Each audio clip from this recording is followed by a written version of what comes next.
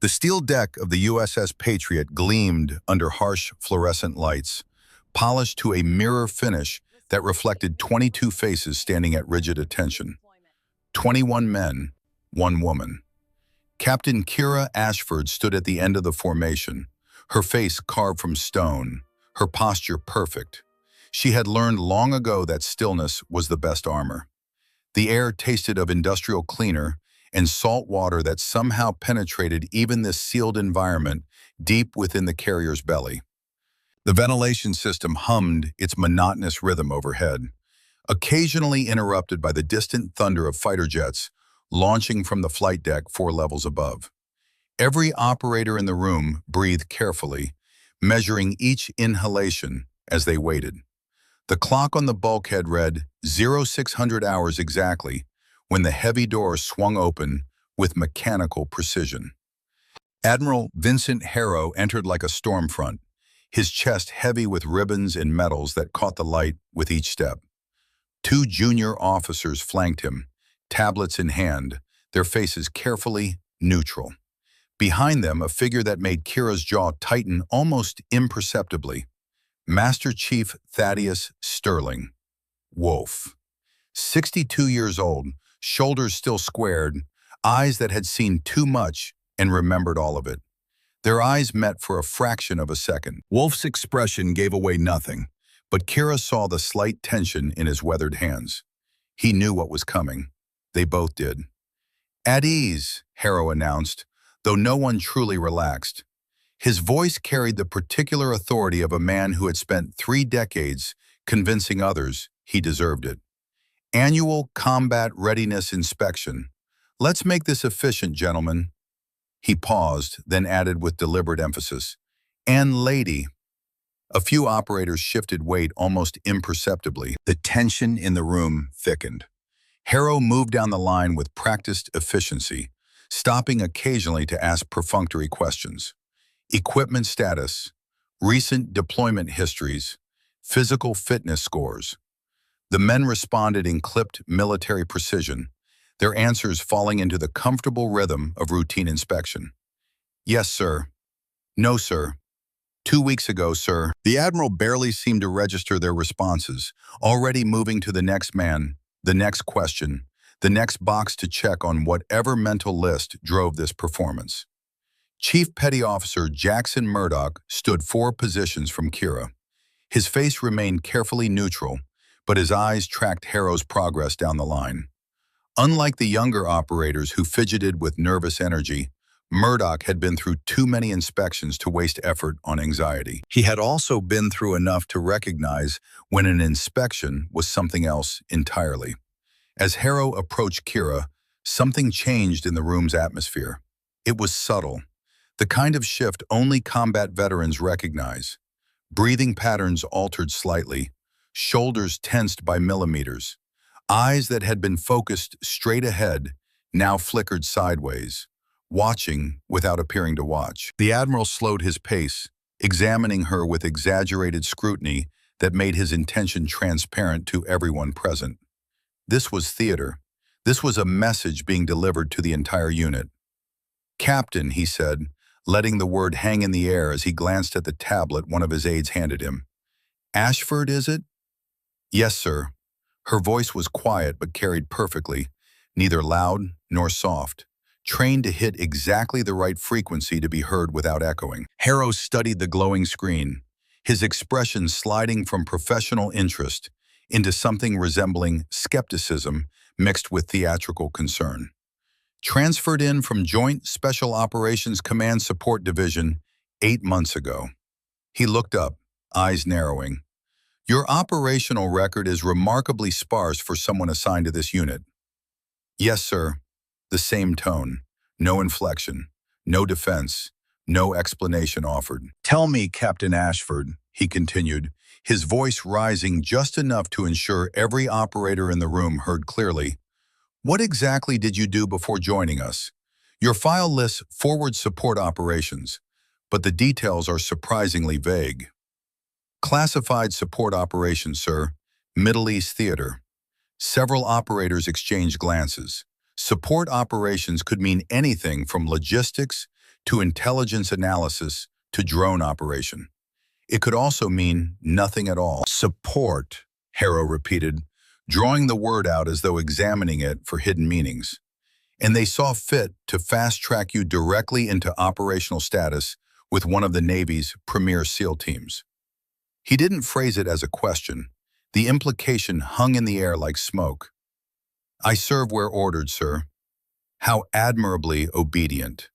Harrow's mouth twitched with something that might have been amusement. A few junior operators, reading their commander's cues like sheet music, allowed themselves small smirks.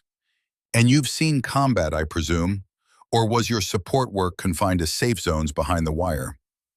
Kira's eyes remained locked forward, focused on a point somewhere beyond the Admiral's shoulder, beyond the steel bulkhead, perhaps focused on something only she could see. I've seen action, sir. Is that so? Harrow's smile widened, and he turned slightly to ensure his profile was visible to the entire formation. This was the moment he had been building toward, the crescendo of this particular performance. Then tell me, Captain Ashford, for the benefit of your teammates who will be trusting their lives to your capabilities, what's your count? The question landed like artillery in the confined space. Everyone knew what he was asking. Confirmed eliminations. The metric that some still used, privately, to measure an operator's effectiveness. It was a question rarely asked in formal settings, never during inspections, and asking it publicly was either profound ignorance or calculated cruelty. The silence stretched. In the back of the room, a communications officer slipped in quietly, moving toward one of Harrow's aides with urgent steps. The aide stiffened as he listened to whispered words, then tried to catch the Admiral's attention with increasingly obvious gestures. Harrow waved him off with an irritated flick of his hand, his focus remaining locked on Kira. I'm waiting for an answer, Captain. Respectfully, sir, Kira said, her voice still perfectly modulated. I don't keep count. Harrow actually laughed. The sound was sharp and theatrical, designed to be shared. Most of the room joined him, though the laughter felt forced, obligatory. A few operators, including Chief Murdoch and Wolf, remained completely still, their faces unreadable. Come now, Captain, Harrow said, tapping the tablet with his index finger. Numbers don't lie. It's a simple question for someone who claims to have seen action. 1, 2, 5? He paused, then delivered what he clearly believed to be the killing blow. Did you fire your weapon at all? The aide tried again, more urgently this time, practically stepping into Harrow's peripheral vision. The Admiral silenced him with a sharp gesture that carried the weight of command and warning. Kira's eyes shifted slightly, catching the aide's panicked expression for a fraction of a second. She saw the tablet in his shaking hands, saw the red classification headers, saw the recognition dawning in his face. Then her gaze returned to its forward position, as still and calm as deep water. Admiral, the aide attempted once more, his voice barely above a whisper but carrying unmistakable urgency. I said I'm waiting, Harrow snapped, not at the aide but at Kira. The Admiral's jaw was set now, his face flushed slightly. This had become about more than inspection, more than testing a new team member. This had become about dominance, about establishing order, about ensuring everyone in this room understood exactly where they stood in the hierarchy. Kira drew a slow breath. The room seemed to hold its collective breath with her. When she spoke, her voice carried to every corner of the suddenly silent space, clear and precise as a bell. 467 confirmed, sir. She paused for exactly one heartbeat. 83 probable. The room didn't just go quiet, it froze. The numbers seemed impossible, larger than what entire platoons might accumulate across multiple combat deployments, larger than what any single operator, even the most decorated snipers, might claim across a full career. The smirk on Harrow's face remained in place, but it had become a mask, frozen and lifeless. Something changed in his eyes. First confusion, then disbelief, then the first cold flicker of recognition. and something that might have been fear. "What did you say?" His voice had lost its mocking edge. It came out barely above a whisper. 467 confirmed, sir. 83 probable. Those are the numbers from my classified operations file, if the Admiral would care to verify. The aide moved forward again, this time pushing the tablet directly into Harrow's hands, despite protocol. The Admiral took it with fingers that trembled slightly. His eyes scanned the screen, and the color drained from his face like water from a shattered glass. The tablet's screen reflected in his widening eyes. Red classification headers, black budget operation codes, a photograph showing a younger woman in tactical gear, face partially obscured but unmistakable. And below that, a single word in bold letters, Phantom. Harrow's mouth opened, closed, opened again.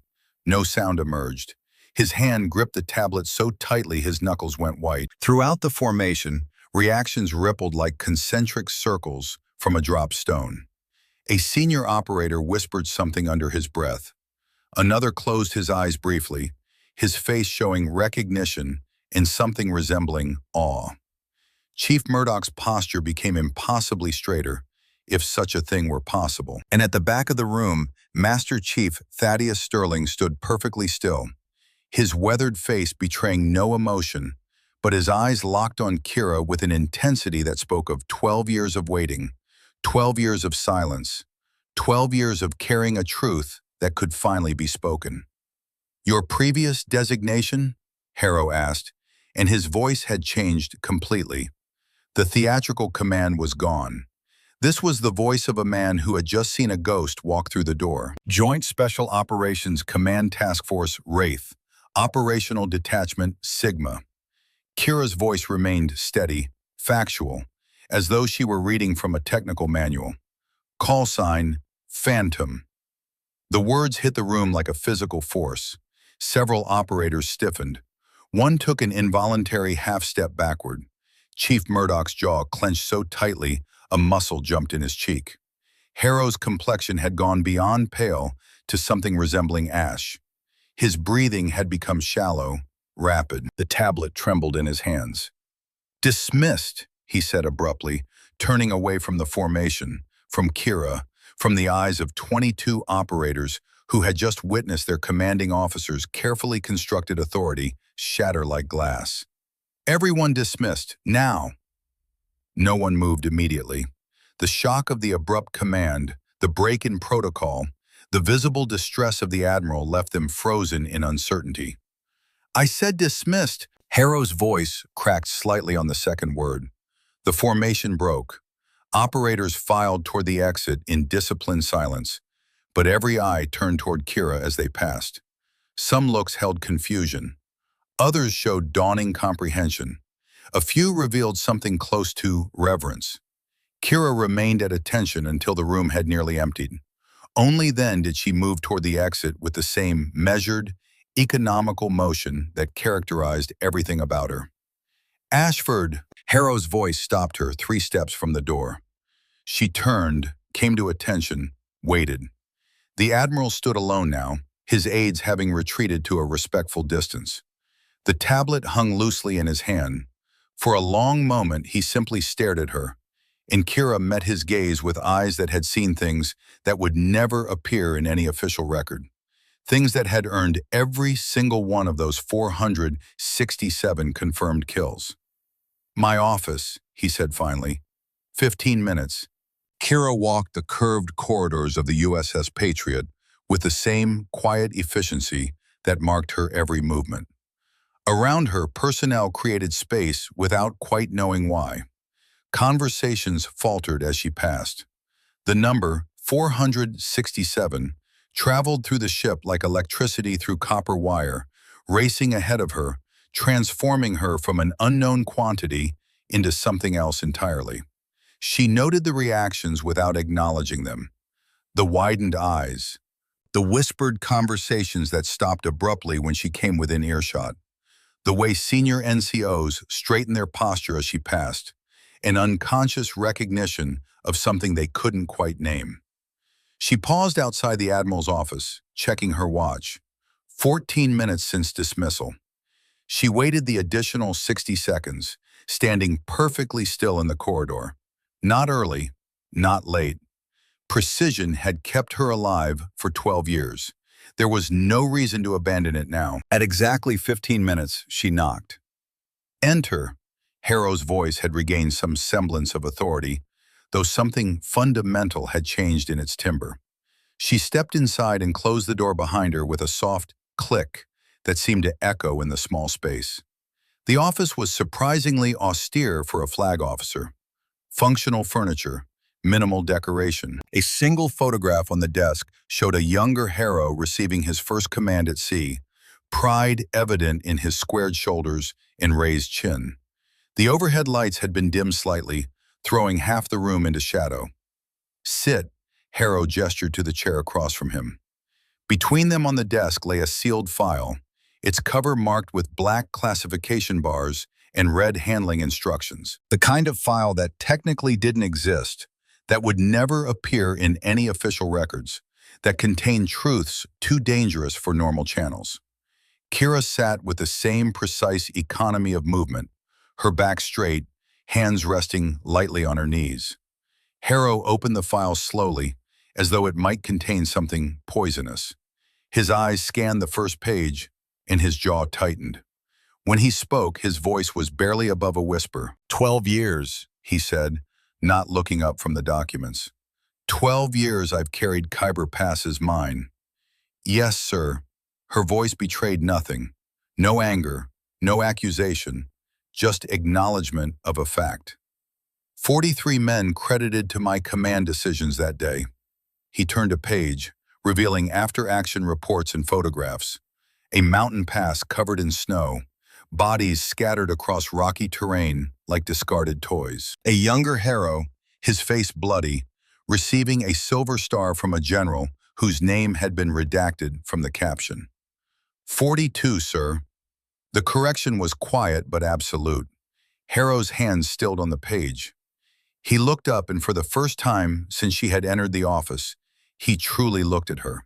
Not at Captain Ashford, not at the operator who had shocked his formation, but at the 22-year-old lieutenant who had dragged him bleeding through snow while gunfire tore the air apart around them.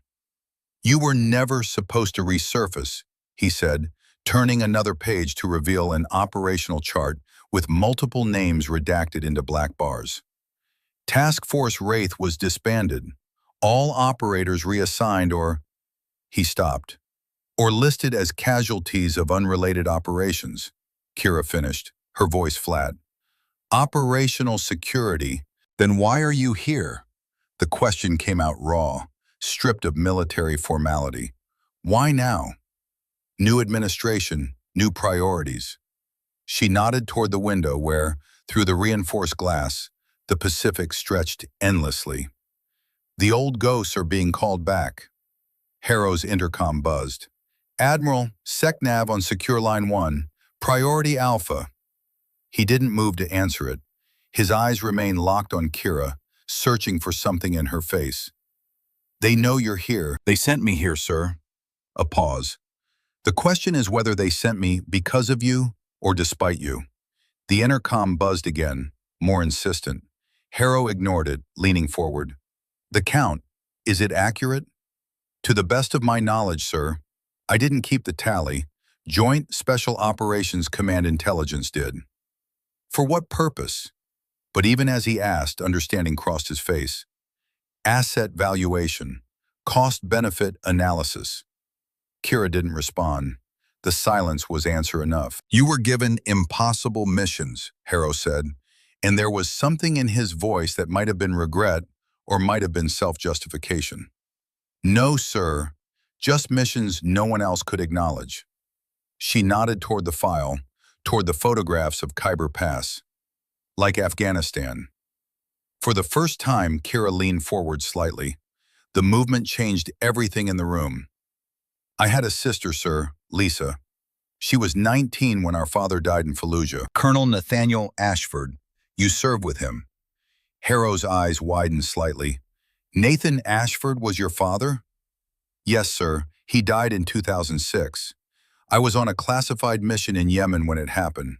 Officially dead myself by then. I couldn't even send flowers to his funeral. Her voice remained steady, but something harder entered it. Lisa's 28 now, has a 3-year-old son I've never met, James. She sends photos sometimes, to a secure drop, but I've been dead to them for 12 years. She paused, letting that sink in. 16 operators couldn't go home after Khyber Pass. 4 died in that snow. 12 more were erased afterward to keep convenient secrets. And their families, like mine, were told lies. The Admiral closed the file with deliberate care, as though handling something fragile. His hands rested on top of it, fingers spread across the classification markings. What happens next, Phantom? That depends on you, sir. The words hung between them like a challenge. What's in that file is only part of the story. We both know that. The intercom buzzed a third time. A light began flashing on Harrow's desk phone, indicating a secure override call that could not be ignored indefinitely. I have to take this, he said, but his eyes remained locked with hers, searching for something he seemed unable to find. Yes, sir. She stood, moved to the door, her hand resting on the handle. Then she paused without turning back. For what it's worth, Admiral, she said quietly, I never wanted the count. I just did what was necessary so others wouldn't have to. As she closed the door behind her, she heard Harrow pick up the secure line. His voice was carefully controlled, professionally calm, the voice of a man who had spent 3 decades learning to hide what he truly felt. Yes, Mr. Secretary, I understand the sensitivity. A pause. Yes, she's here. Another pause, longer this time.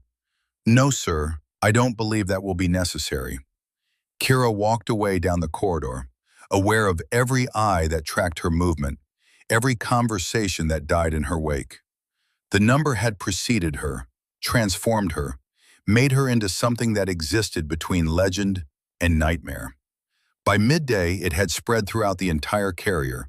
467, the number that shouldn't exist. The count that turned a person into a weapon into a ghost into something the Navy had tried to bury and forget. In the senior enlisted mess, Master Chief Thaddeus Sterling sat alone at a corner table, a cup of coffee growing cold between his weathered hands. He had made no attempt to approach Kira since the inspection, had given no indication that he knew her beyond what appeared in her official file. But his eyes tracked every mention of her name, every whispered conversation that rippled through the ship's 5,000 personnel. Chief Petty Officer Murdoch slid into the seat across from him without asking permission. The younger man's face was troubled, his coffee cup trembling slightly as he set it down. Wolf, Murdoch said quietly, using the nickname that only those who had served with Sterling for years were permitted. The number, is it real? Sterling took a long sip of coffee before answering. When he spoke, his voice carried the weight of 4 decades in uniform, of truths seen and secrets kept. Numbers don't lie. Isn't that what the Admiral said? But 467, Murdoch shook his head. That's not possible, not for one operator, not across an entire career. Depends on the missions.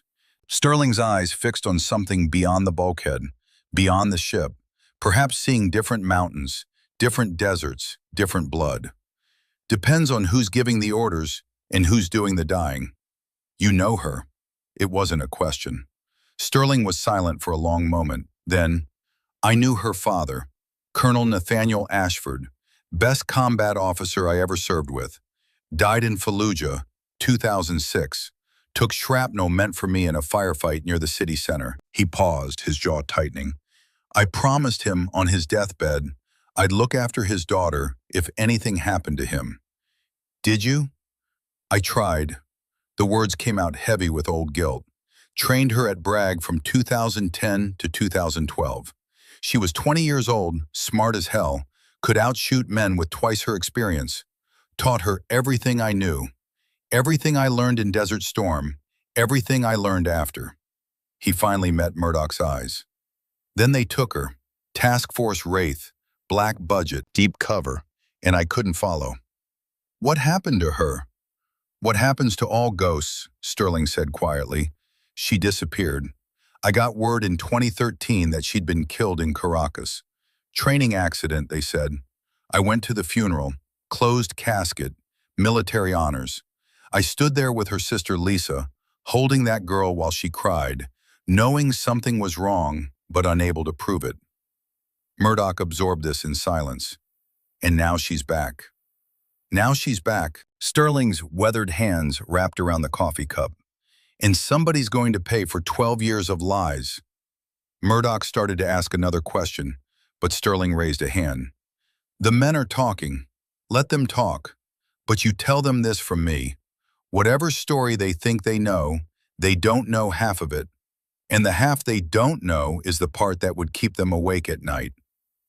In her quarters, Kira stood before a small mirror, studying her reflection with clinical detachment. 34 years old, face marked by sun and wind, and 12 years of living in places where survival meant never being seen.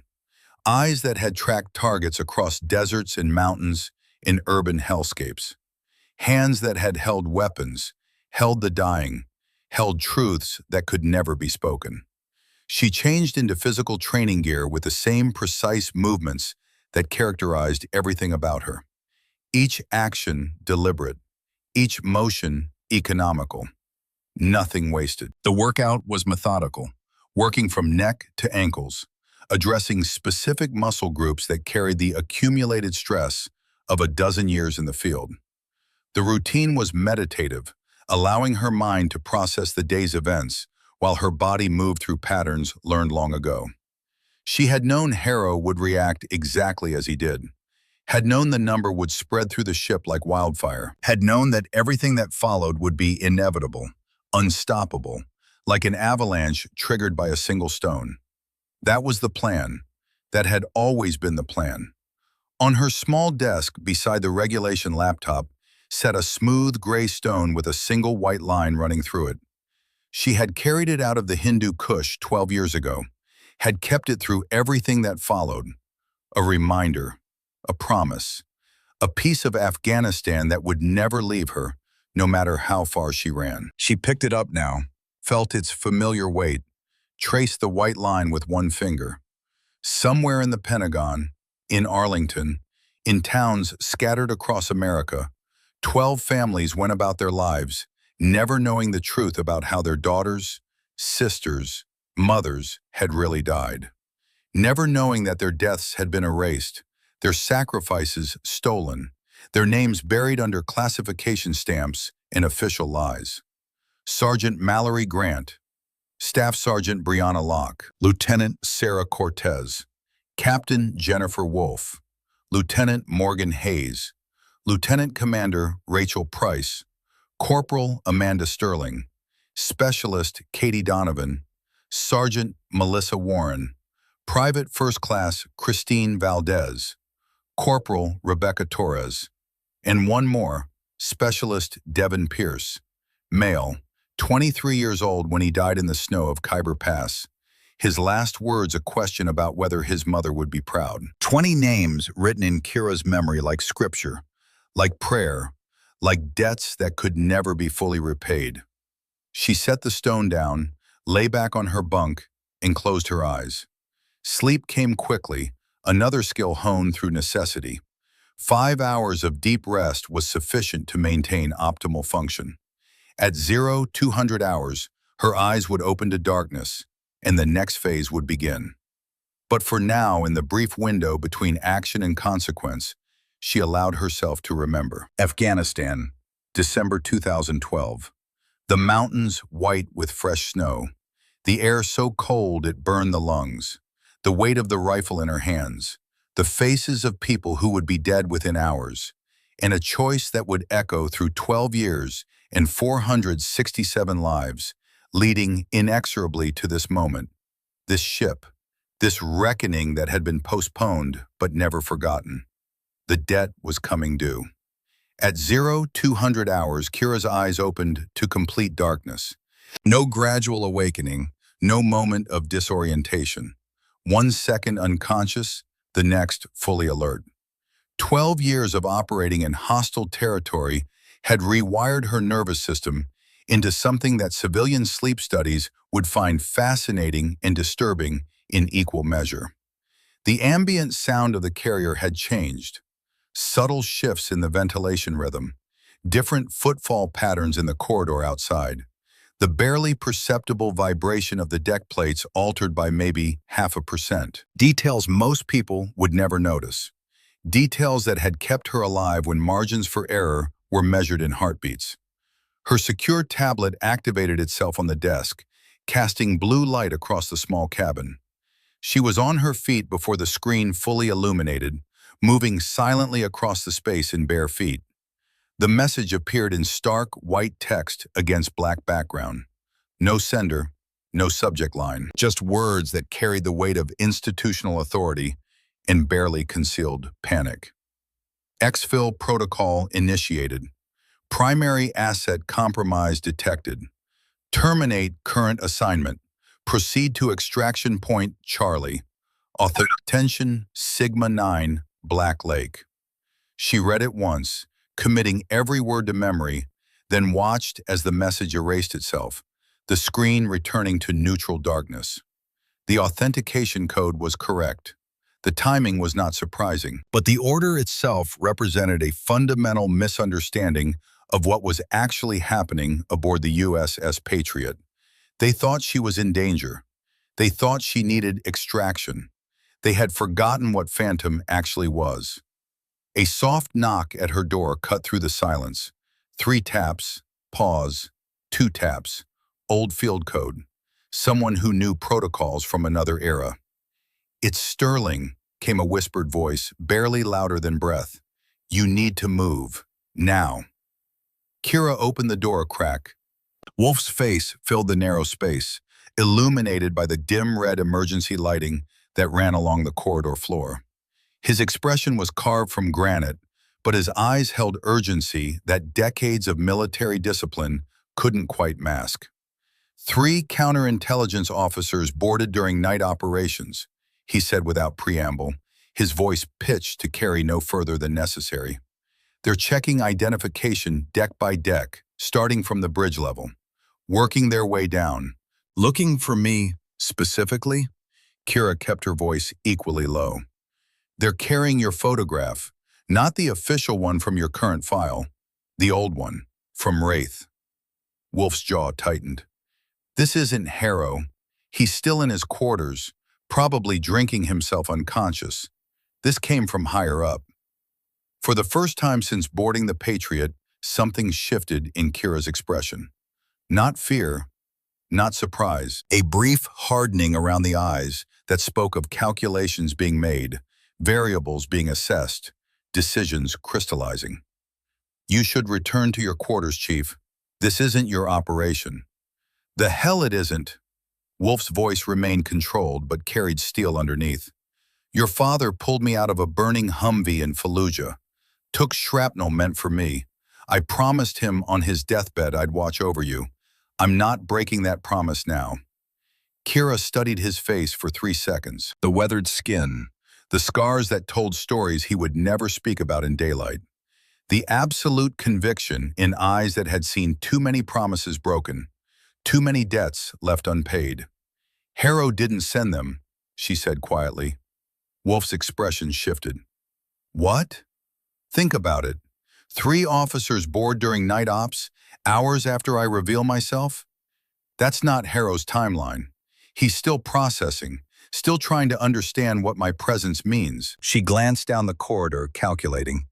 This came from someone who knew I was here before today's inspection. Someone who's been waiting for me to surface. Understanding crossed Wolf's face, followed by something darker. "They were always going to burn you." "They've been trying to burn me for 12 years, Chief. I'm still here." She stepped back into her cabin, moving to what appeared to be a simple wall panel.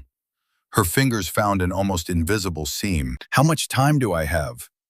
"They're 4 decks up. Maybe 20 minutes if they're being thorough." He paused. "Kira, these aren't regular CI.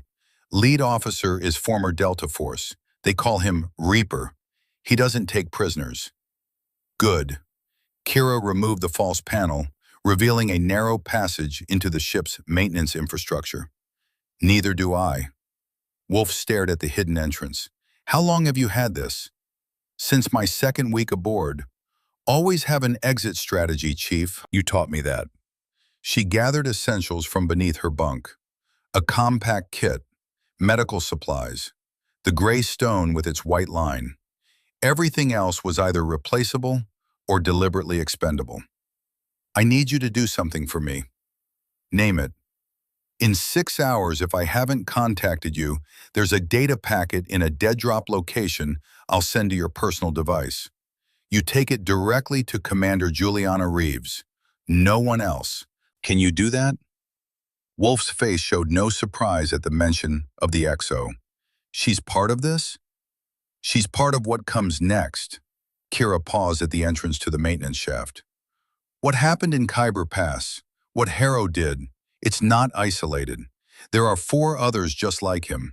5 operations, 5 stolen legacies, 12 people who died so officers could wear stars they didn't earn. Jesus Christ.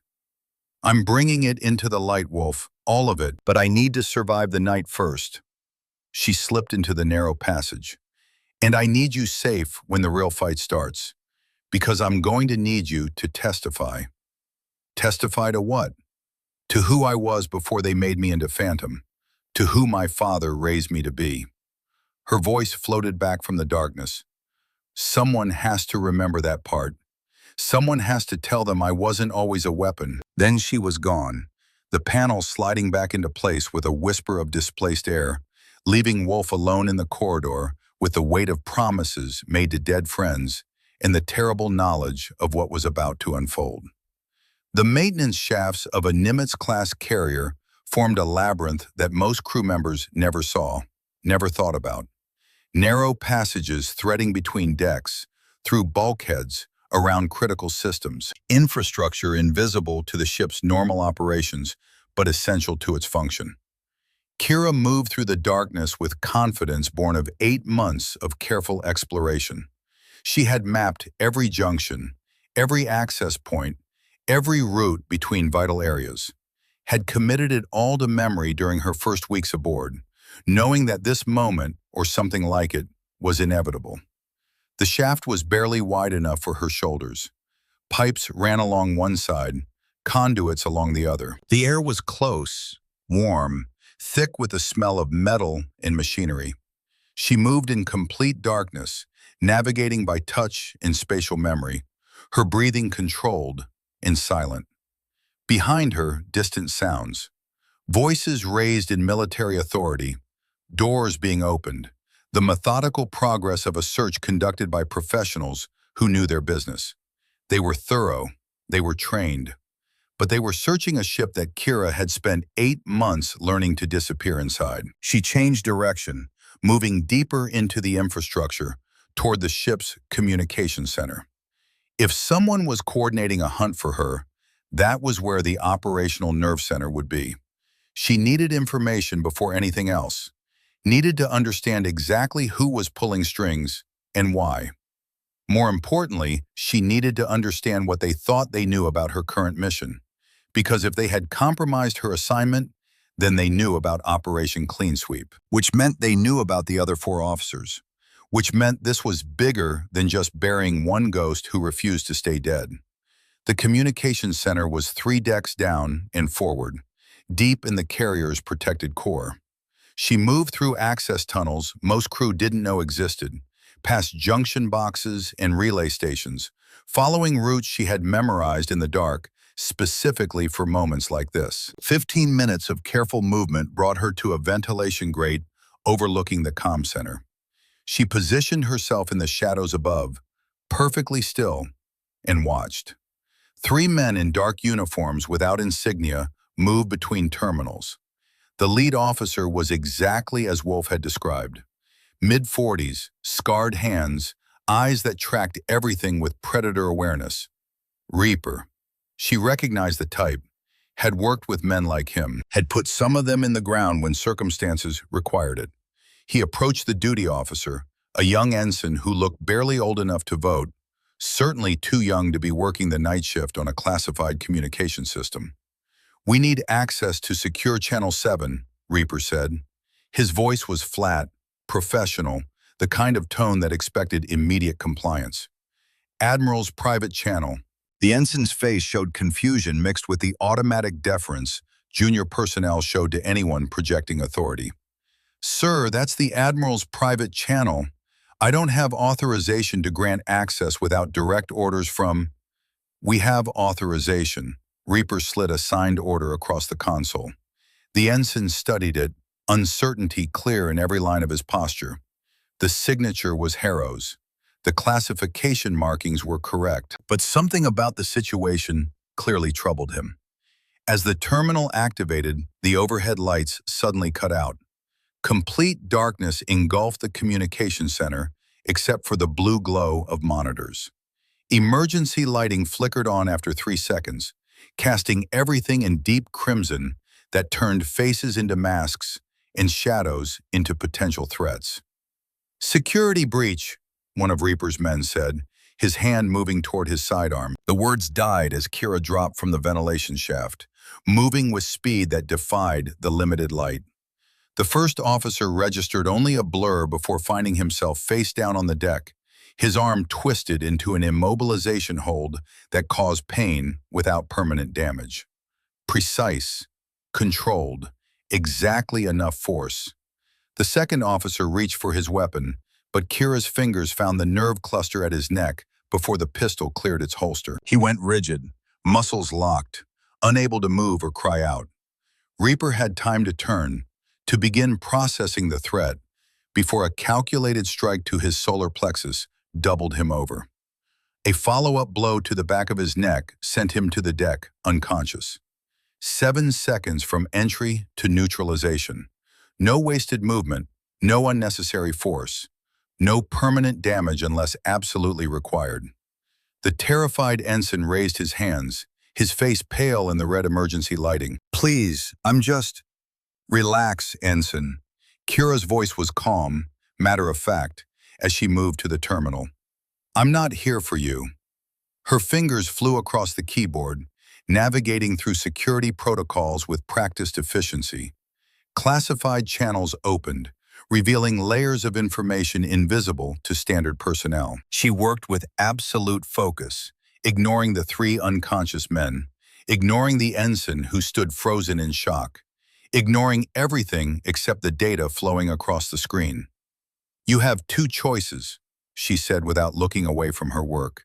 "Stay and observe, becoming a witness to classified information that will complicate your life considerably. Or walk out that door, report that you were temporarily relieved of duty by senior personnel, and maintain plausible deniability." The ensign hesitated. "Who are you?" "Someone trying to correct a mistake." She glanced at his name tag. "Ensign Matthews. Some questions are safer left unasked." Matthews stood, straightening his uniform with hands that shook noticeably. "I'll report the counterintelligence presence as ordered, ma'am." He paused at the door. "But ma'am, they're killing the power section by section. You don't have much time." "I never do, Ensign. Thank you." As the door closed behind him, Kira continued her search through secured files. Documents flashed across the screen. Mission reports, personnel files, classification stamps in red and black, names redacted into meaningless bars. And finally, video footage labeled Khyber Pass, Operation Command Review, Classified. She copied the file to a secure drive, then continued searching. 5 operations over 10 years. 5 senior officers whose careers were built on stolen valor and buried bodies. But the pattern went deeper than individual corruption. Operation Sandstorm, Syria, 2015. Major General Marcus Blackburn credited with eliminating a high-value target. Actual operator, Lieutenant Sarah Cortez. Status, KIA, unrelated training accident, 2016. Operation Dark Horizon, Yemen, 2017. Admiral Patricia Cromwell credited with intelligence coup that prevented terrorist attack. Actual operator, Captain Jennifer Wolfe.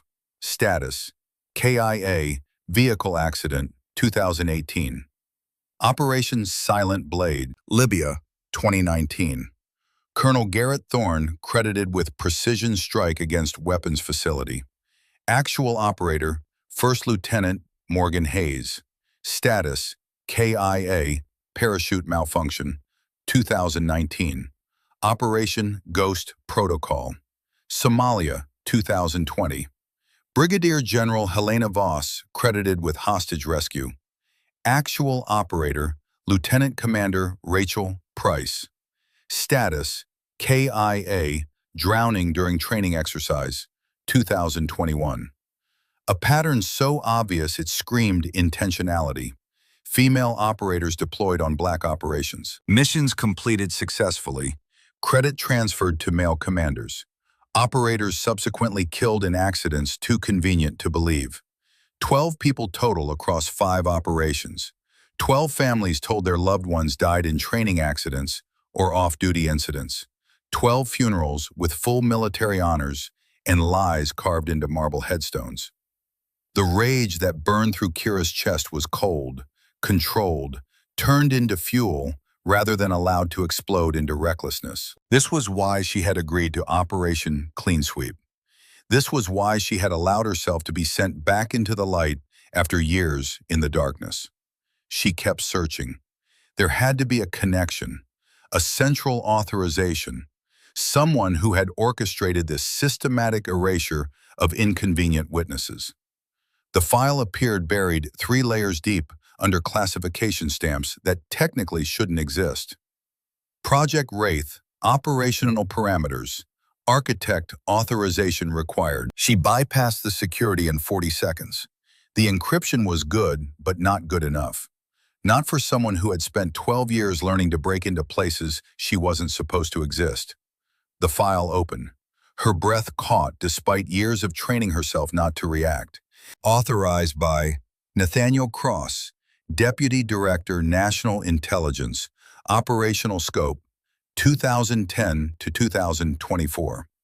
Purpose: development of expendable assets for maximum deniability operations.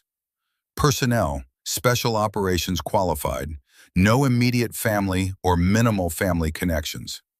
Disposition: termination following mission completion to ensure operational security.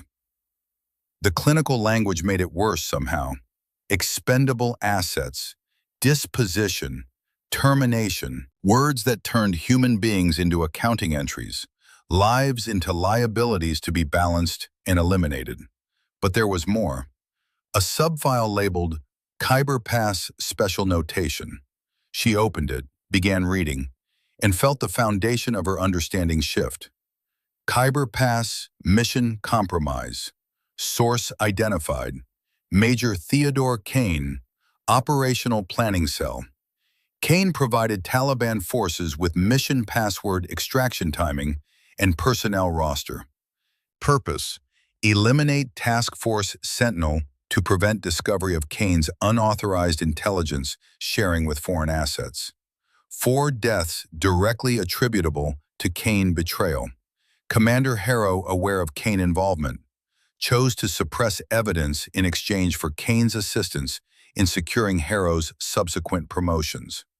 Lieutenant Ashford's abandonment served dual purpose: eliminate witness to Kane's treason and provide Harrow with heroic narrative for career advancement. The words blurred slightly as Kira processed their meaning. Sergeant Mallory Grant, Staff Sergeant Brianna Locke, Corporal Jackson Hayes, Specialist Devin Pierce. 4 people she had watched die in the snow and ice. 4 deaths that weren't operational casualties or bad luck or the inevitable cost of war. 4 murders orchestrated by a traitor from within. And Harrow had known, had chosen silence over justice, had chosen his career over their lives. The rage turned from cold to absolute zero, the kind of fury that burned everything else away, leaving only crystalline purpose. She downloaded everything, every file, every classified document, every piece of evidence that 12 years of institutional cover-up had tried to bury. Then she accessed the ship's internal communication system and began preparations for something that would end careers and destroy carefully constructed lies. The emergency lighting suddenly stabilized, returning to normal illumination. Somewhere above, Reaper and his team were waking up, discovering their failure, reporting that Phantom was loose in the ship.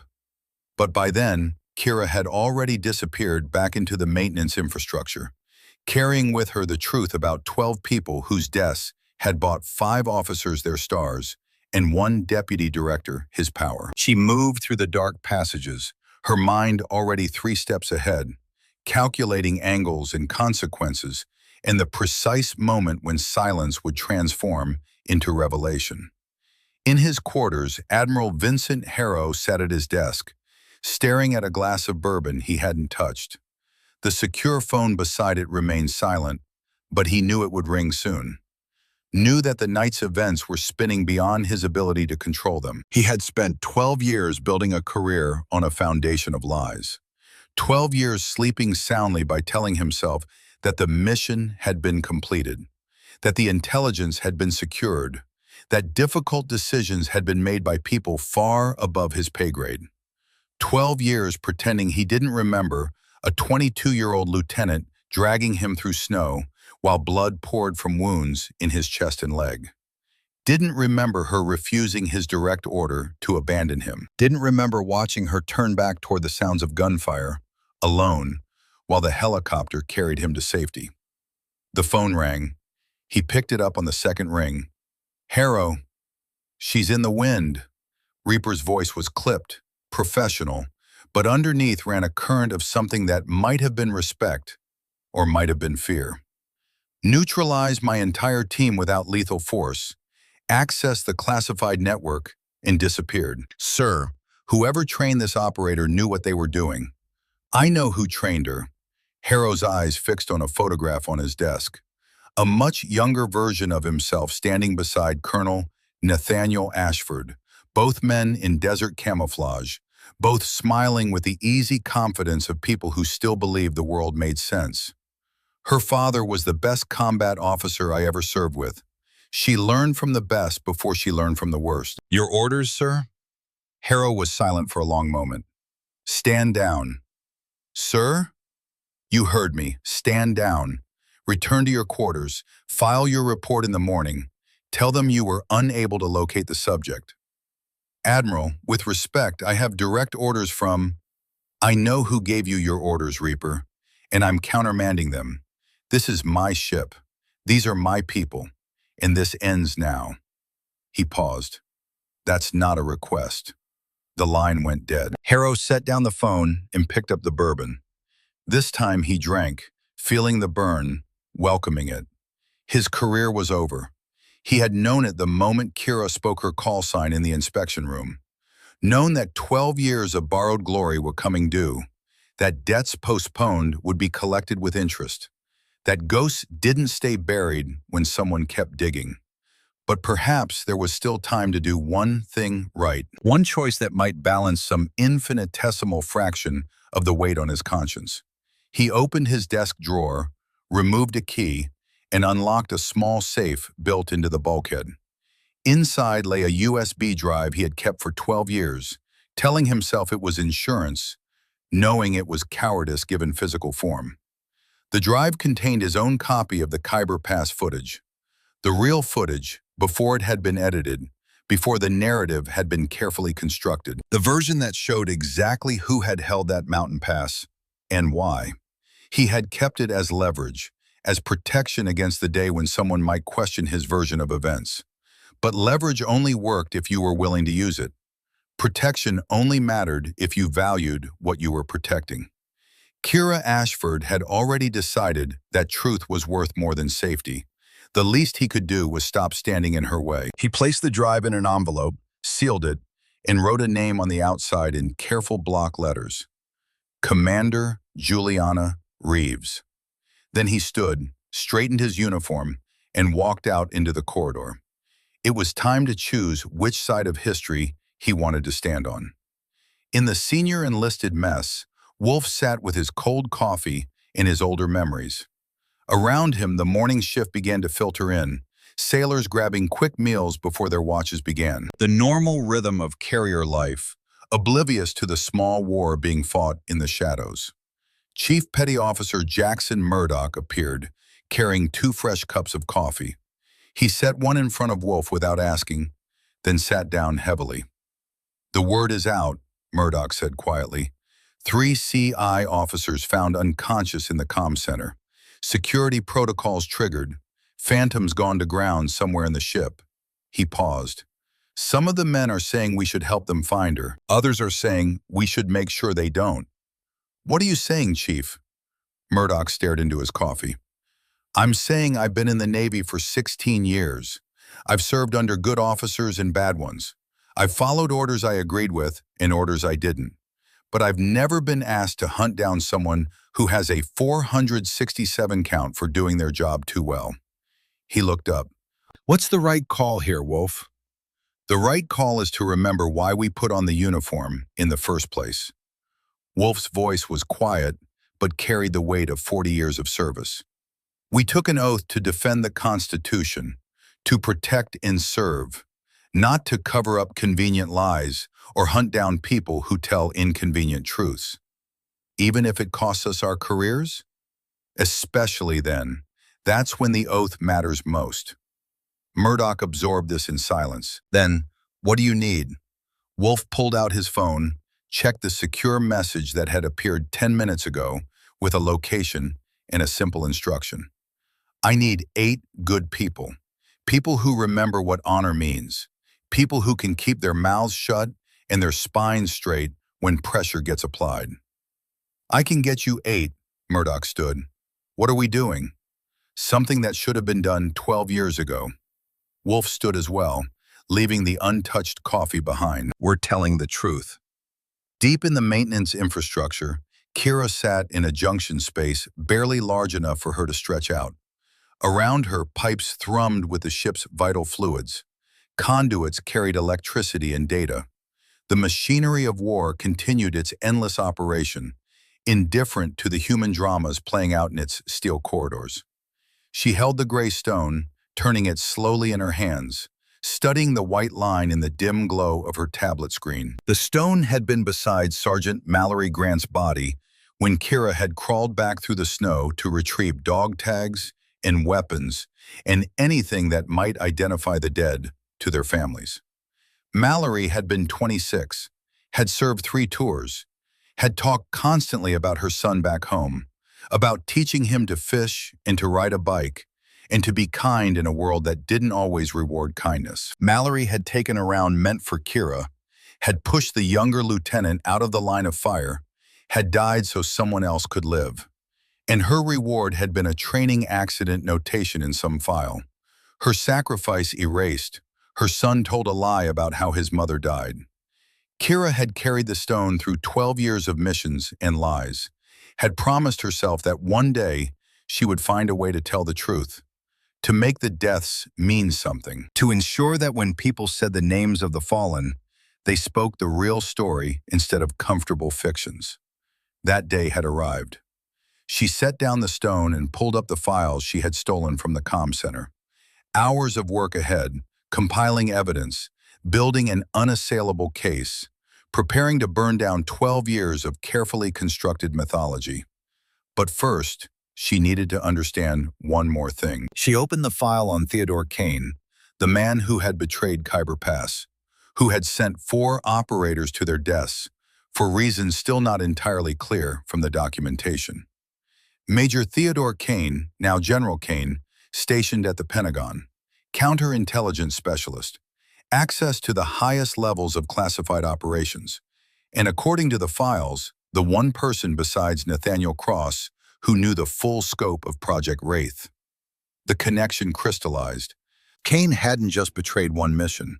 He had been part of the architecture of betrayal from the beginning, had helped Cross identify which operators to designate as expendable, had helped arrange the convenient accidents that followed successful missions.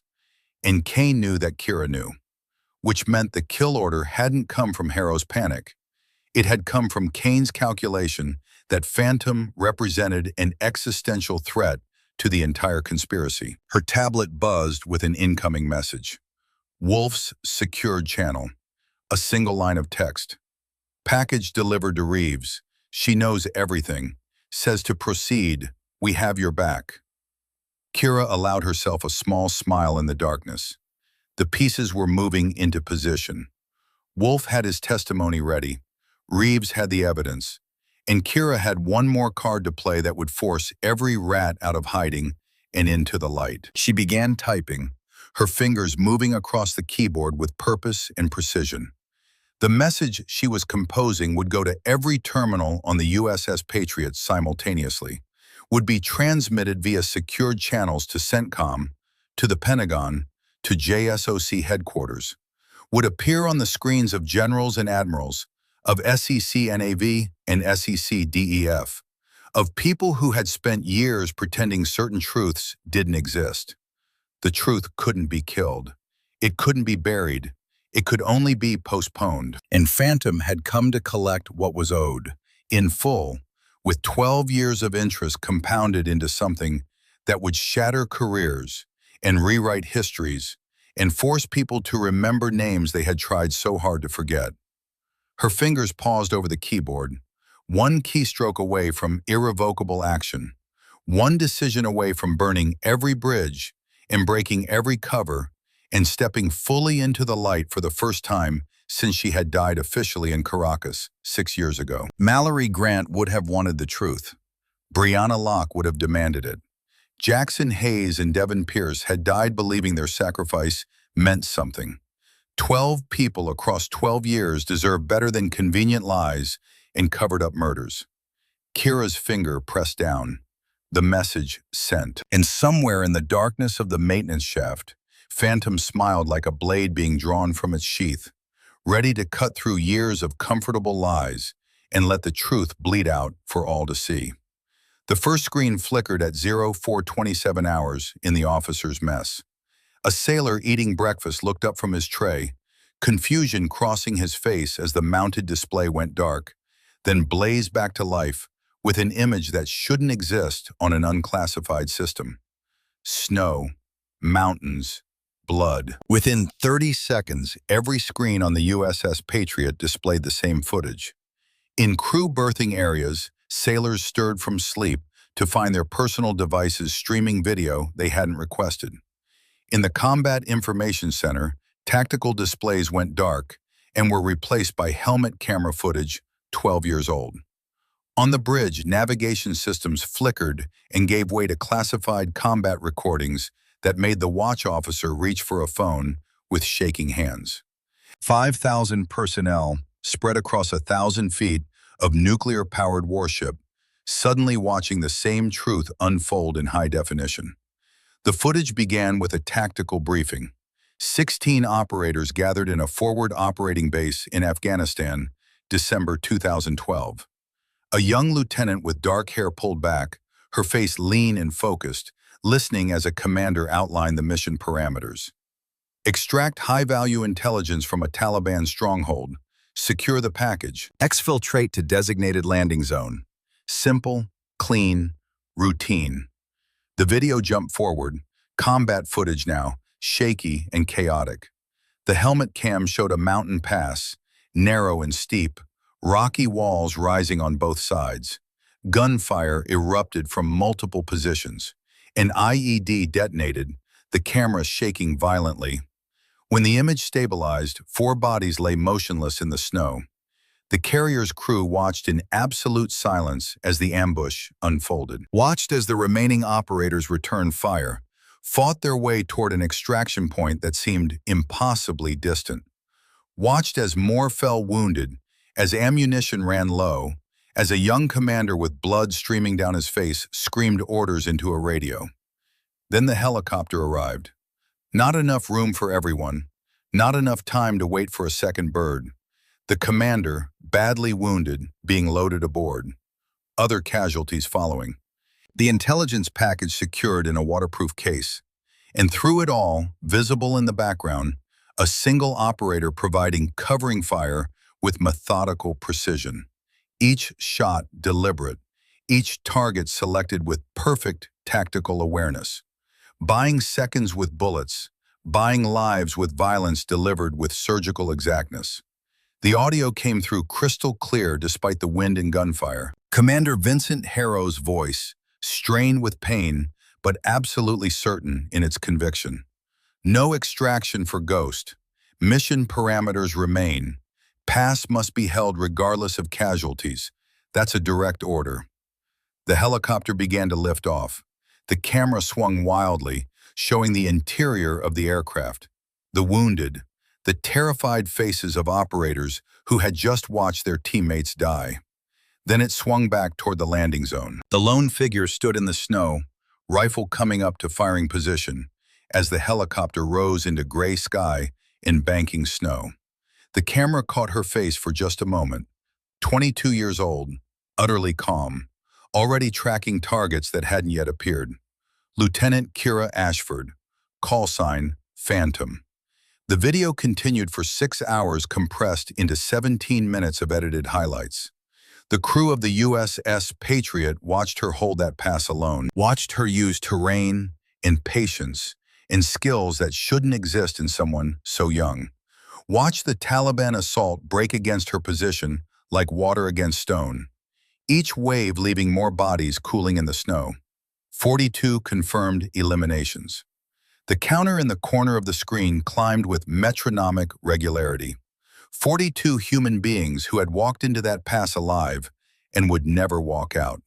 But the video didn't stop there. It continued past the 6-hour mark Harrow had reported. Showed Phantom leaving her defensive position, moving back through the killing ground, checking bodies, collecting dog tags from 4 fallen Americans, securing their weapons, treating them with a reverence that the footage made impossibly poignant. Then she did something that made several watching sailors actually gasp aloud. She went back for Harrow's blood trail, followed it to where he had fallen before being loaded onto the helicopter, found his dog tag in the snow where it had been ripped away by shrapnel, collected it with the same care she had shown the confirmed dead. The final sequence showed her 12 hours after abandonment, staggering through snow toward an alternate extraction point, carrying 60 pounds of equipment, plus the intelligence package, plus 4 sets of dog tags, plus evidence of treason she had recovered from the Taliban commander's body. The video ended with a black screen and white text. Lieutenant Kira Ashford, designated Phantom, held Khyber Pass for 6 hours 17 minutes. 42 confirmed eliminations. 0 friendly casualties after helicopter extraction. Mission successful. Intelligence secured. Fallen recovered. Official after-action report credited Commander Vincent Harrow with heroic defense of Khyber Pass. Lieutenant Ashford listed as killed in action, unrelated operation, classified. This is one of 12 operations where operators completed missions successfully, had credit transferred to commanders, and were subsequently eliminated to ensure operational security. Their names were Kira Ashford, Sarah Cortez, Jennifer Wolfe, Morgan Hayes, Rachel Price, Mallory Grant, Brianna Locke, Amanda Sterling, Katie Donovan, Melissa Warren, Christine Valdez, Rebecca Torres. This systematic erasure was authorized by Deputy Director Nathaniel Cross, National Intelligence. Operational betrayal at Khyber Pass was conducted by Major Theodore Kane, now General Kane, Pentagon Counterintelligence. The truth has been buried for 12 years. Today, it comes to light. The screens went dark. Normal systems resumed. But across the USS Patriot, 5,000 people sat in stunned silence, processing what they had just witnessed. In officer country, Admiral Vincent Harrow stood in his cabin, staring at the blank screen, his face completely drained of color. The tablet slipped from nerveless fingers and clattered to the deck. His carefully constructed world, his decorated career, his stolen valor, all of it crumbling like sandcastles before an incoming tide. On the bridge, Commander Juliana Reeves moved with swift purpose, her face set in lines of professional fury. She had known this moment was coming, had helped orchestrate it, but seeing the evidence laid bare still hit with physical force. "Get me SECNAV on Secure Line 1, she ordered. "Priority Alpha Override.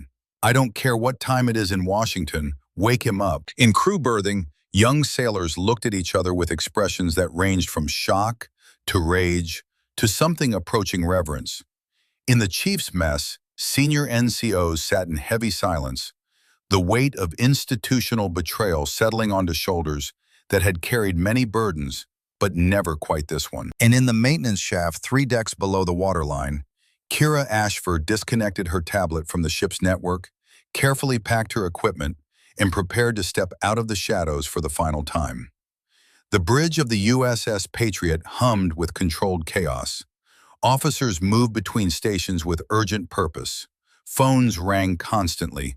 Secure data links flashed with incoming traffic from CENTCOM, from the Pentagon, from the White House Situation Room itself. Commander Reeves stood at the center of it all, her face calm, but her eyes tracking everything with absolute focus. 45 years old, 22 years in the Navy, and she had never seen anything quite like this. Had never been part of something that would rewrite careers and reopen wounds and force institutions to confront truths they had spent years burying. The heavy door opened. Admiral Harrow entered, still in his dress uniform despite the early hour. But something fundamental had changed in his bearing.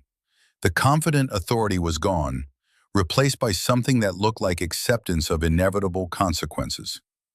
"Commander," he said quietly, "I believe you have orders for me."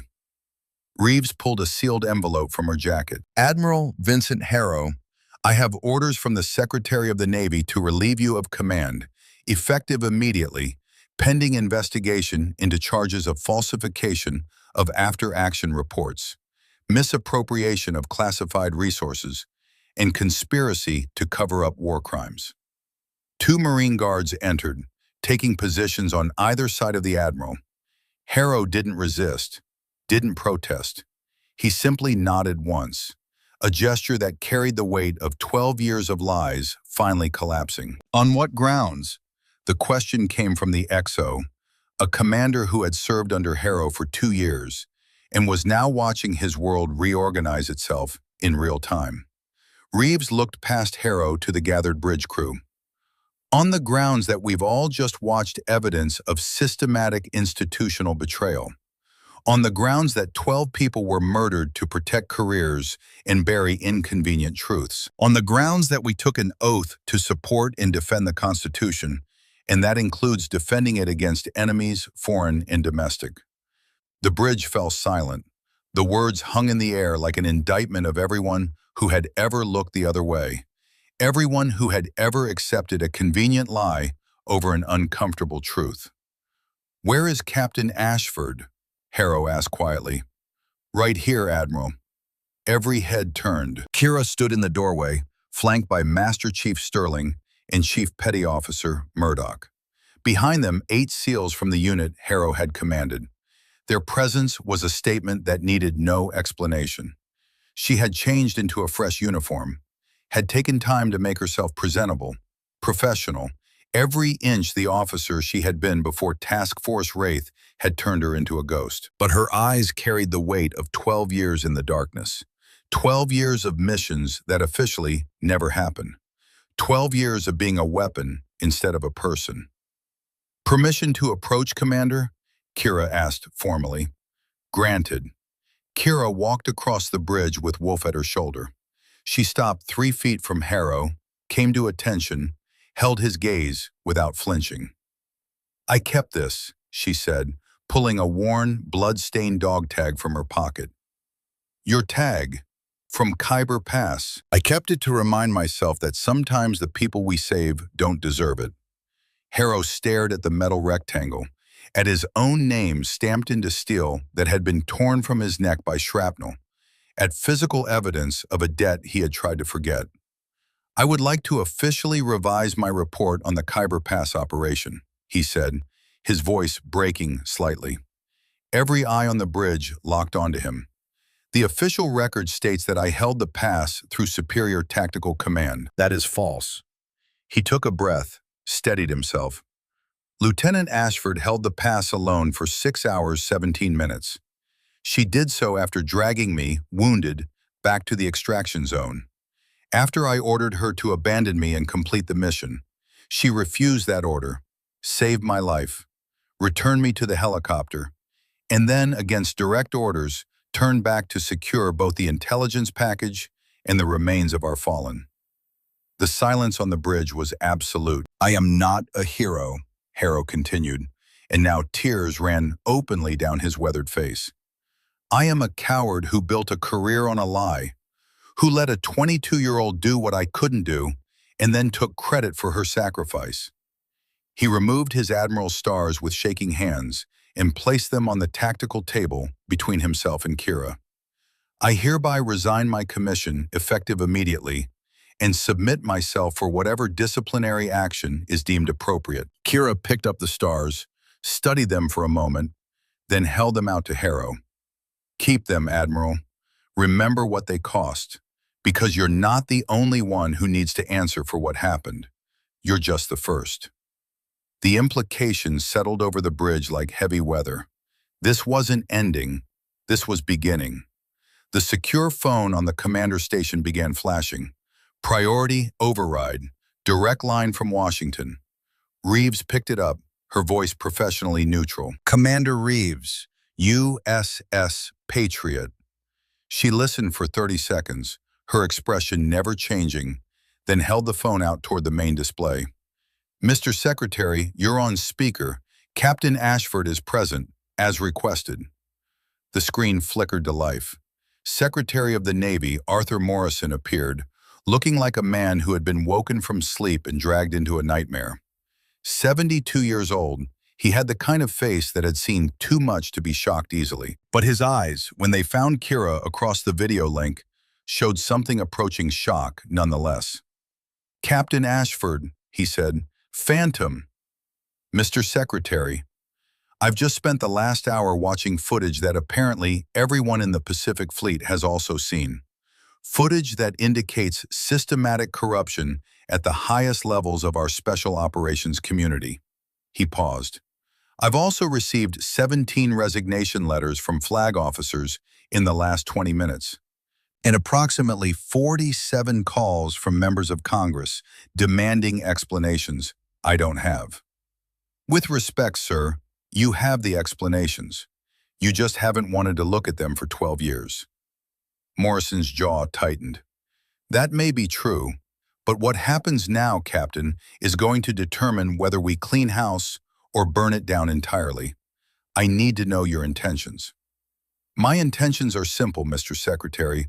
Full disclosure of Project Wraith. Posthumous recognition and honors for all 12 operators who were murdered to maintain operational security. Notification of families with accurate information about how their loved ones actually died. Criminal prosecution of Deputy Director Cross and General Kane for their roles in orchestrating and executing this program. You're asking me to tear apart the intelligence community? No, sir. I'm asking you to hold it accountable. There's a difference. Morrison studied her through the video link for a long moment. And if I refuse? Then in 8 hours, the Washington Post publishes everything. Every operation, every cover-up, every name. And you spend the rest of your term managing the fallout instead of leading the Navy. The silence stretched for 15 seconds. Morrison's face worked through several expressions before settling into something that looked like respect, mixed with resignation. I'll make the call to the Attorney General, he said finally. But Captain, this is going to get ugly. Cross has friends at the highest levels. Kane is connected throughout the intelligence community. They're going to fight this with everything they have. Let them fight, sir. I've been fighting for 12 years. I'm not stopping now. Very well. Morrison's eyes shifted to Harrow, standing at attention with his Marines. Admiral Harrow will be transferred to shore immediately for questioning. Commander Reeves, you have operational command of the Patriot until a permanent replacement is designated. And Captain Ashford, sir, For what it's worth, your father would be proud. Colonel Ashford was one of the finest officers I ever served with. I can see you learned well." Something flickered across Kira's face, the first crack in her professional composure. "Thank you, sir. That means more than you know." The connection ended. The bridge remained silent for a long moment, everyone processing the magnitude of what had just unfolded. Then Wolf stepped forward, his weathered face showing emotion for the first time since the crisis began. "Captain Ashford, it's been an honor to serve with you again." "The honor was mine, Chief. You kept your promise to my father. That debt is paid in full." "No, ma'am. The debt was mine to him. You've given me something else entirely, a chance to be part of something that matters, a chance to tell the truth after too many years of silence."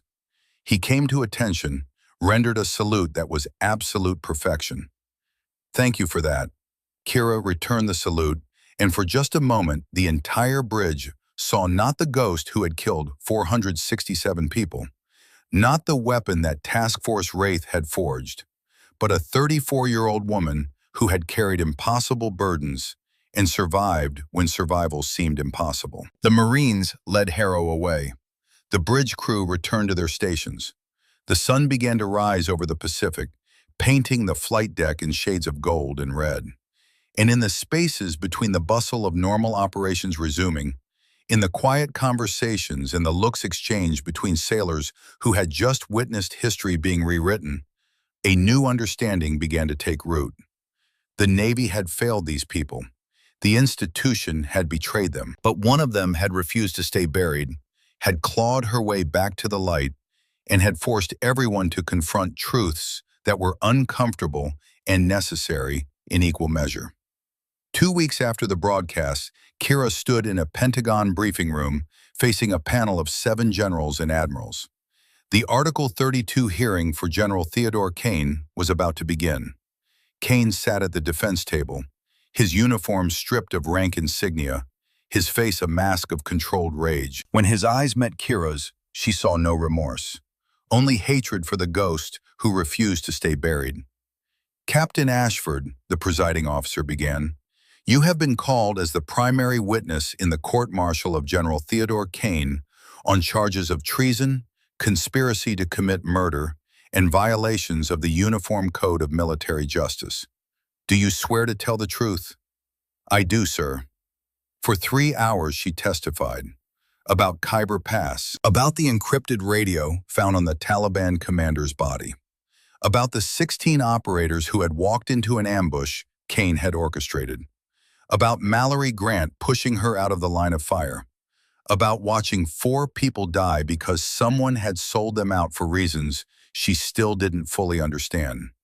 Kane's defense attorney tried to break her, tried to discredit her testimony, tried to paint her as a rogue operator with a vendetta. But Kira had spent 12 years operating in hostile territory. A hostile courtroom was nothing compared to a hostile mountain pass. When she finished, the panel sat in silence. Then the presiding officer spoke. "General Kane, do you wish to make a statement?" Kane stood. For a moment, Kira thought he might actually confess, might finally explain why 16 lives were worth whatever he had gained from his betrayal. Instead, he said, "I invoke my right to remain silent." Cowardice, Kira thought, came in many forms.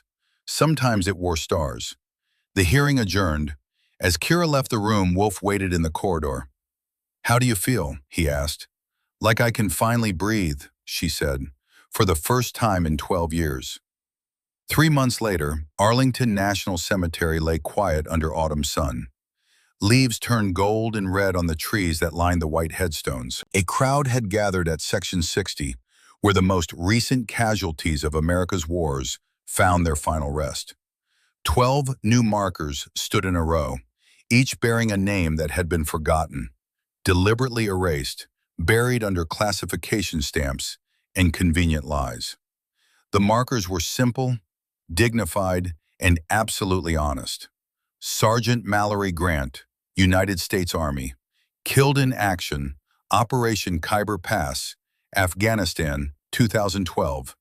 Medal of Honor, posthumous. Staff Sergeant Brianna Locke, United States Marine Corps, killed in action, Operation Khyber Pass, Afghanistan, 2012. Navy Cross, posthumous. Corporal Jackson Hayes, United States Army, killed in action, Operation Khyber Pass, Afghanistan, 2012. Silver Star, posthumous. Specialist Devin Pierce, United States Army, killed in action, Operation Khyber Pass, Afghanistan, 2012. Bronze Star with Valor, posthumous. Lieutenant Sarah Cortez, United States Army, killed in action, Operation Sandstorm, Syria, 2015. Distinguished Service Cross, posthumous. Captain Jennifer Wolfe, United States Navy, killed in action, Operation Dark Horizon, Yemen, 2017. Navy Cross, posthumous. First Lieutenant Morgan Hayes, United States Air Force, killed in action, Operation Silent Blade, Libya, 2019. Air Force Cross, posthumous. Lieutenant Commander Rachel Price, United States Navy, killed in action, Operation Ghost Protocol, Somalia, 2020. Navy Cross, posthumous. Corporal Amanda Sterling, United States Marine Corps, killed in action, Operation Sandstorm, Syria, 2015. Silver Star, posthumous. Specialist Katie Donovan, United States Army, killed in action, Operation Dark Horizon, Yemen, 2017. Bronze Star with Valor, posthumous. Sergeant Melissa Warren, United States Army, killed in action, Operation Silent Blade, Libya, 2019. Silver Star, posthumous. Private First Class Christine Valdez, United States Army, killed in action, Operation Ghost Protocol, Somalia, 2020. Bronze Star with Valor, posthumous. Corporal Rebecca Torres, United States Marine Corps, killed in action, Operation Ghost Protocol, Somalia, 2020. Silver Star, posthumous. 13 names, 13 truths finally spoken aloud. Kira stood in dress blues before Mallory Grant's marker, her face composed but her eyes carrying weight that no amount of time would ever fully lift. Beside her, a teenage boy with his mother's eyes and his father's nervous energy shifted from foot to foot. "She talked about you," Ethan Grant said quietly. "In her letters, she said if anything happened, I should find Phantom. She said Phantom was the bravest person she knew." Kira's composure cracked. "Just slightly. Just enough. Your mother was braver. She pushed me out of the way when a sniper had me dead to rights. She saved my life twice in 6 hours. I wouldn't be standing here without her." Ethan pulled something from his pocket, a photograph worn and creased from 12 years of handling. His mother in uniform, smiling, alive. "Will you tell me the real story? Not the training accident lie, the truth about what she did?" "Yes." Kira's voice was firm despite the tears now running freely down her face. "You deserve to know who your mother really was, what she accomplished, how she died a warrior and a hero, not a training statistic." Wolf stood at a respectful distance, his dress uniform perfect, his face weathered by decades but his eyes clear. Around them, other families gathered at the other markers, daughters who had never known their mothers, sons who had been told lies, parents who had buried children under false pretenses and were only now learning the truth. Commander Reeves approached, her own dress uniform marking her new position as captain of the USS Patriot. "The ceremony is about to begin. Mr. Secretary is here. So is the President." Kira turned, saw the crowd gathering, generals and admirals, members of Congress, media with their cameras carefully positioned outside the immediate ceremony space. And in the front row, family members of the 13 gathered together in shared grief and shared pride. The President spoke. His words were carefully chosen, acknowledging institutional failure while celebrating individual sacrifice. He spoke of accountability and reform, of lessons learned and promises to do better.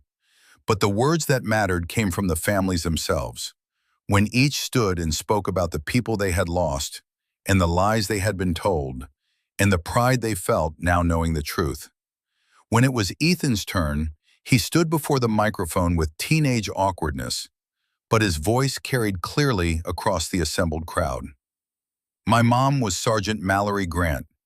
I was 2 when she died. I was told she died in a training accident, that she fell wrong during an exercise, that it was quick and painless and meaningless.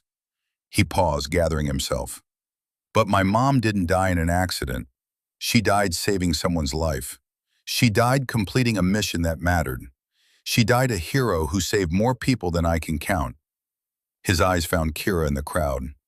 Captain Ashford told me the truth. She told me my mom was brave and skilled, and that when it mattered most, she chose to save someone else instead of saving herself. That's who my mom was. That's what she deserves to be remembered for. The ceremony ended. The crowd dispersed slowly, reluctantly, as though leaving might somehow diminish the importance of what had just occurred. Kira walked alone among the headstones until she reached a marker in an older section. Colonel Nathaniel Ashford, killed in action in Fallujah, 2006. Her father, who had taught her to shoot and to think and to never abandon her principles, even when convenience beckoned. She knelt beside the marker, placed her captain's bars on the stone. Mission complete, Dad. They know the truth now. Mallory and Brianna and the others, they're finally recognized for who they really were. She removed the phantom call sign patch from her uniform, the symbol of 12 years living as a ghost, as a weapon, as something less than human. She dug a small hole beside the headstone and buried it, covering it with earth and autumn leaves. I'm done being a ghost, she said quietly. Time to figure out who Kira Ashford is when she's not hunting or hiding or fighting. Wolf appeared beside her, his presence quiet and unobtrusive. Your father was my best friend, saved my life more times than I can count.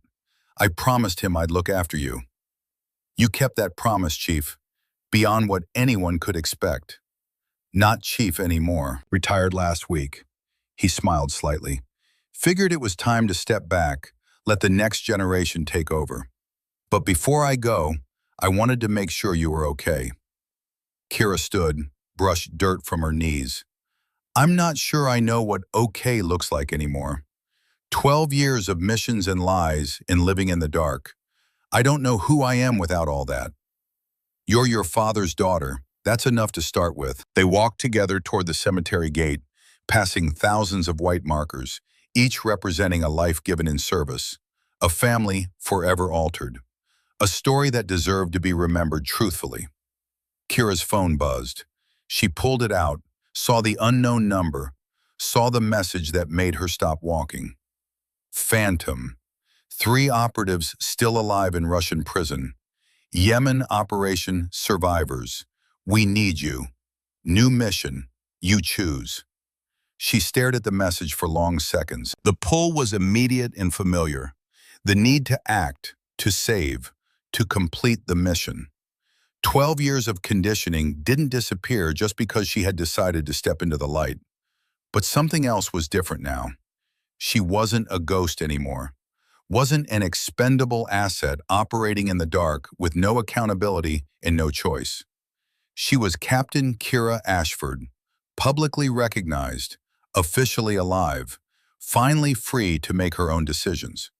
She looked at Wolf. 3 operatives from the Yemen operation, still alive in Russian custody. They want me to go get them. What are you going to do?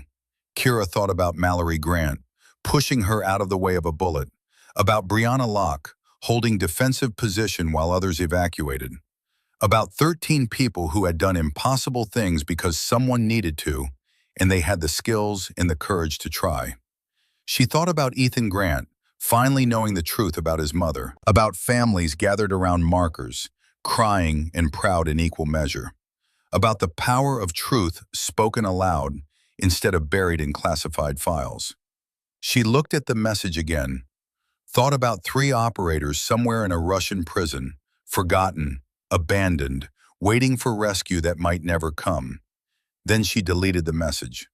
But she saved the number, labeled it, maybe later. "Right now," she said to Wolf, "I'm going to visit my sister. Lisa's waiting at a coffee shop in Georgetown with her son James. Going to meet my nephew for the first time. Going to try being Kira instead of Phantom for a while." She paused.